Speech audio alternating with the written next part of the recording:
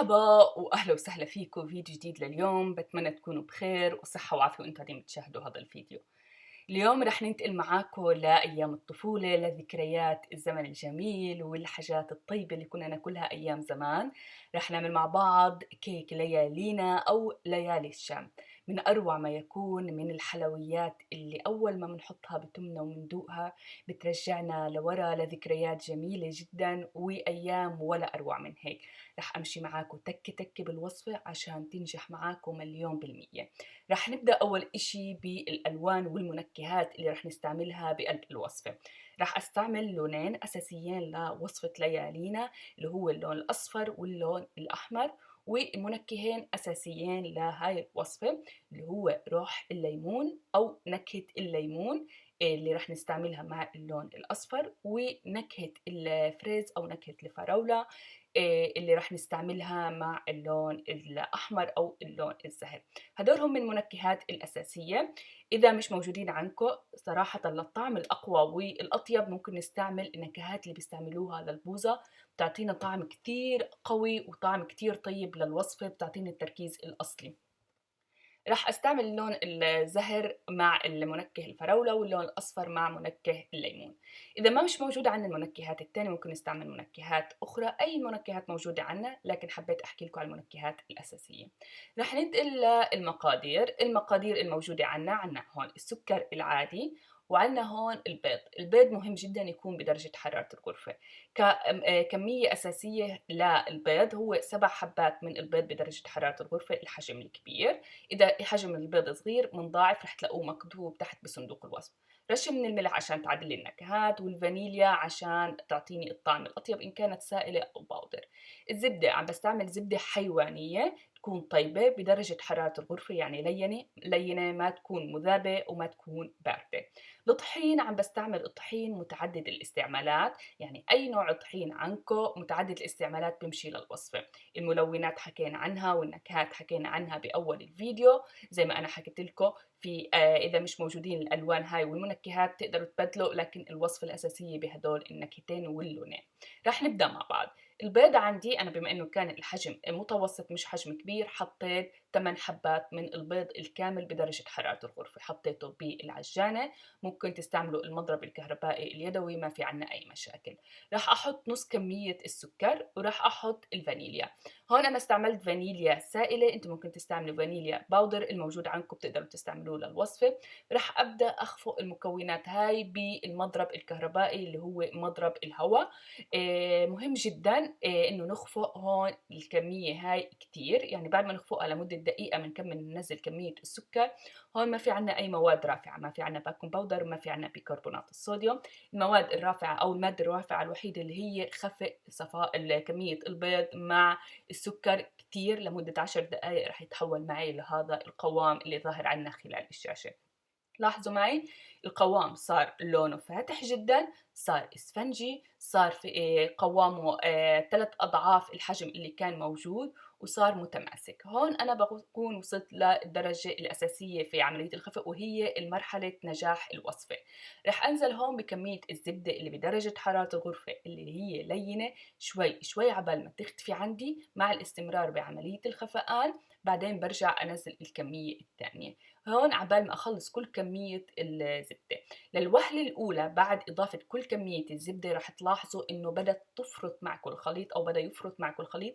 ما تخافوا، استمروا بعملية الخفقان، رح تلاحظوا إنه رجع لم وصار كريمي بشكل ولا أروع من هيك. بعد ما يلم معنا الخليط بنرجع بننزل كمية الطحين معلقة معلقة مع توطاية الخفقان لأوطى درجة ممكنة عشان ما يتطاير عندي كمية الطحين. رح انزل بكمية الطحين معلقة المعلقة عبال ما اخلص كل الكمية. انا هون مسرعة شوي الفيديو عشان تنتبهوا على هاي الملاحظات.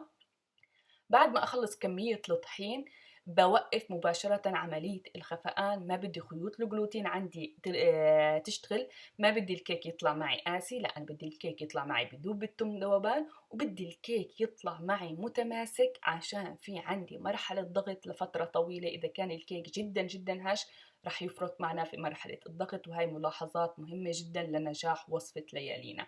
هون بعد ما أنا رح أخلص كل كمية الطحين حابة أفرجيكم القوام اللي رح نحصل عليه لخليط الكيك. هون رح نحصل على قوام تقيل متماسك، وهو القوام الأنجح لقوام ليالينا. لاحظوا معي هذا هو الخليط. هون عندي الخليط من غير إضافة أي منكهات أو أي ملونات.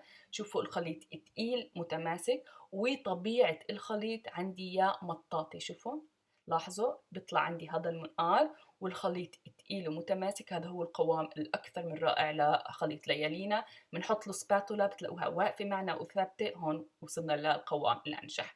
كمية الخليط طلعت عندي كيلو و950 جرام، يعني 1950 جرام. قسمته لجزئين متساويين على الميزان، أو ممكن تقسموه نظريا على النظر. رح أحط نكهة الفريز مع الملون الأحمر. رح أحط قطرات بسيطة من الملون الأحمر. مهم إني ما أحط لون قوي قوي، أنا ما بدي إياه يطلع أحمر أحمر، أنا بدي إياه يطلع على زهر. وإذا حسيتوا اللون خفيف تقدروا تزيدوا، ما تحطوا اللون قوي من أولها عشان ما يطلع معكم أحمر يشبه الكيك الريد فيلفت. رح أستمر بعملية الخفقان بالسباتولا من فوق لتحت عبال ما أتأكد إنه وصلت للقوام المطلوب، وهذا اللون اللي أنا بدي أحصل عليه.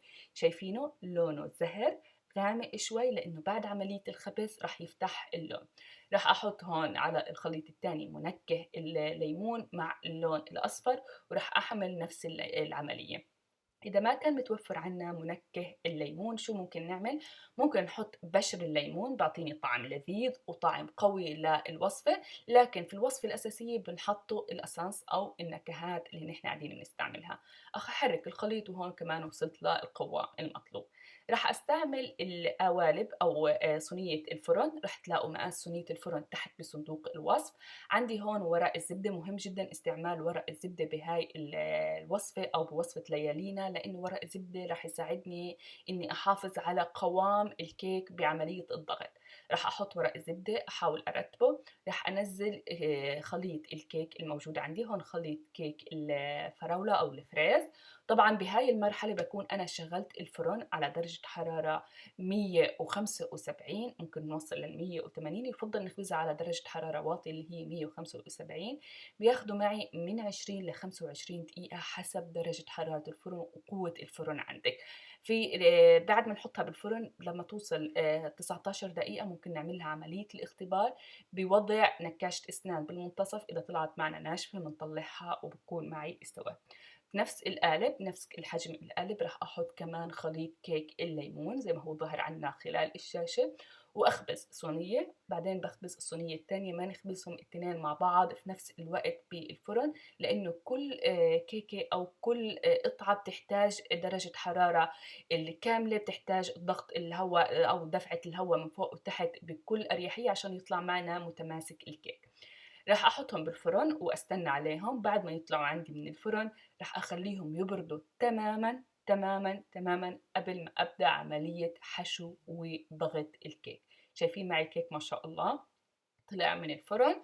هذا هو الكيك. رح نشوف القوام متماسك. رح تلاحظوا انها طرية للوهلة الاولى، بعد ما تبرد رح ترجع تمسك حالها. وهون كيك الليمون. رح اشيل هلا عنه ورق الزبدة. وورق الزبدة قلت لكم شيء جدا مهم بعملية ضغط الكيك. انا هون شلت عنه ورق الزبدة. طبعا تحت الصينية اللي رح اضغط فيها، هون صينية حطها تحت فيها ورق زبدة. اللي هون رح نحط مربى المشمش. هي بالطريقة التقليدية بنحط لها مربى المشمش، ممكن تحط كمان مربى الفريز، لكن الطعم الأطيب صراحة بمربى المشمش. رح أحط مربى المشمش، ورح أعمل بالسباتولا أرتب مربى المشمش بالطريقة اللي ظاهرة عنا خلال الشاشة. رح أفردها بالشكل كتير منيح، وما تكون كمية مربى المشمش كتير. رح أحط الطبقة الثانية من كيك الفريز، وأحاول أرتبها يكون على نفس المستوى من كل الجهات. وهون بحافظ على ورق الزبدة. ورق الزبدة هون رح يساعدني إني أحافظ على الكيك، والكيك ما يلزق بطبقة الضغط. حطيت صينية ورح أحط فوق أي وزن. ممكن أحط علبة أناني مي، أو ممكن أحط علبة أناني كولا، أو ممكن أحط حتى سيراميك صغيرة نتقلها لمدة 6 ساعات أو 4 ساعات، أو ممكن نخليها لليلة كاملة، لكن أقل من 4 ساعات ما بنتقلها. بعد عملية التتقيل بيطلع عندي الطبقتين لزقوا ببعض بشكل كتير محكم. وهون رح أبدأ أتخلص من الزوايد من أطراف الكيك زي ما هو ظاهر عنا خلال الشاشة. ورح أتخلص من أطراف الكيك. طبعا أطراف الكيك هاي نحن ما بنتخلص منها، ما بنكبها لأنه طعمتها كتير كتير طيبة. ممكن نشربها ناكلها مع فنجان قهوة، مع كوباية شاي، أو حتى بنعطيها للأطفال رح ينبسطوا عليها كتير. رح أتخلص من الزوايد الموجودة عندي على الأطراف بالطريقة هاي. وشايفين عندي طبقتين ما شاء الله لازقين ببعض بشكل كتير مرتب.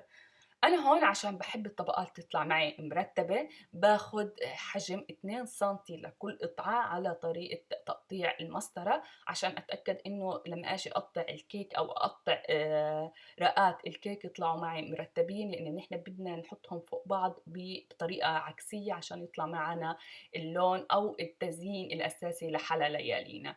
هون أخذت الحجم من هون المقاس 2 سنتي ومن هون 2 سنتي، بعدين بنرجع بنقطع الكيك الموجود معنا. عملية الضغط إشي جدا جدا مهم لحلا ليالينا عشان يتماسك في بعض كتير منيح. وإذا كان الخليط الكيك في المرحلة الأولى كان رخو ما رح تعطيني القوام الثابت اللي يحافظ على الكيك وقت عملية الضغط، رح يفرط معنا الكيك.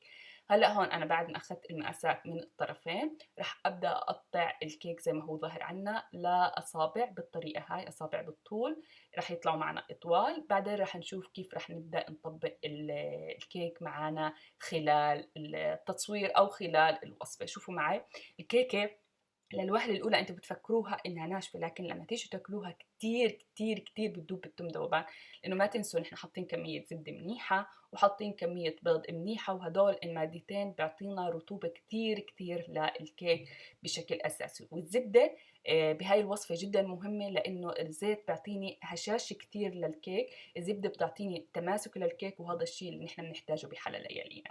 لتسهيل عملية تركيب الكيك رح آخذ قطعة قطعة واحط وحده بالعرض ووحده واقفه عشان انا ابدا احشيهم بطبقه الشوكولا. طبعا الفيديو شرح نفسه زي ما هو ظاهر عنا خلال الشاشه.